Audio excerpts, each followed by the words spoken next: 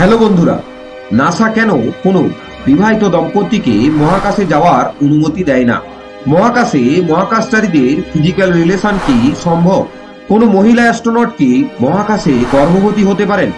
NASA কেন মহিলা অ্যাস্ট্রোনটদের গর্ভবতী হওয়ার বিষয়ে চিন্তিত? প্রথম কোন প্রাণী মহাকাশে গর্ভধারণ করতে সক্ষম হয়েছে? চলুন আজকের এই ভিডিওর মাধ্যমে আপনার এই রহস্যময় প্রশ্নের উত্তর খোঁজার চেষ্টা করি। তবে এমনই ইন্টারেস্টিং ইনফরমেশন পেতে চ্যানেলটি সাবস্ক্রাইব করে রাখি।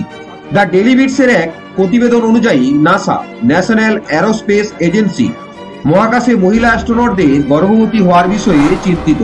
এখন প্রশ্ন, তবে কি মহিলা অ্যাস্ট্রোনটদের মহাকাশে অবাঞ্ছিত গর্ভবতী হওয়ার সম্ভাবনা রয়েছে?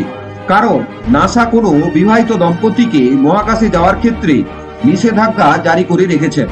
তবে নাসার চিন্তার কারণ, এখন মহাকাশচারীগণ অনেক বেশি সময় মহাকাশে থাকছেন। নাসা এখনো পর্যন্ত প্রায় 600 জন পুরুষ মহিলা মহাকাশচারীকে মহাকাশে পাঠিয়েছেন। তাদের মধ্যে কারোর গর্ভবতী হওয়ার কোনো ঘটনা এখনো পর্যন্ত ঘটেনি, কারণ মহাকাশ স্টেশনে ফিজিক্যাল রিলেশন সম্ভব নয়। এখানে মাইক্রোগ্র্যাভিটি কাজ করে।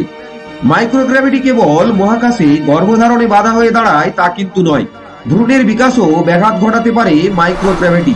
কোনো গর্ভবতী মহিলাকে মহাকাশে পাঠানো হলে তার ভ্রূণের স্বাভাবিক বিকাশ ব্যাহত হবে।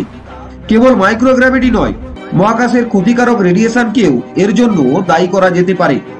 মহাকাশ স্টেশনে থাকার শর্ত হিসাবে মহাকাশচারীদের একে অপরের কাছ থেকে দূরত্ব বজায় রাখতে হয়। মাইক্রোগ্র্যাভিটি মহাকাশচারীদের এখানে ভাসিয়ে রাখে।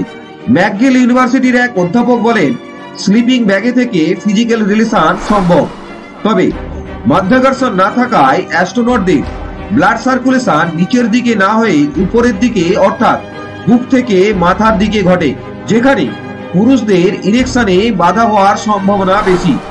ইরেকশন ফিজিক্যাল রিলেশনের একটি অন্যতম অংশ, তবে বিষয়টিকে বিজ্ঞানীরা চ্যালেঞ্জ হিসাবেই নিয়েছেন।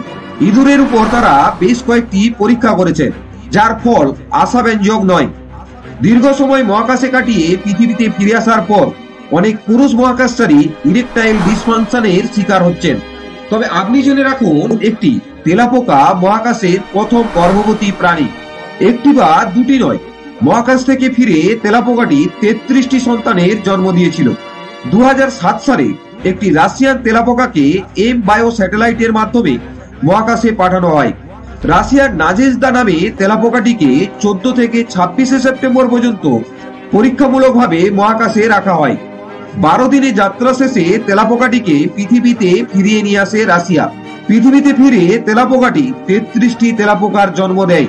তবে বিজ্ঞানীরা আশাবাদী। টেকনোলজি যেভাবে উন্নত হচ্ছে, তাদের অনুমান একদিন মহাকাশে গর্ভধারণ সম্ভব হবে। ভিডিওটি কেমন লাগলো অবশ্যই কমেন্ট করুন। চ্যানেলটিতে প্রথম এসে থাকলে সাবস্ক্রাইব করে পাশে থাকুন। ধন্যবাদ।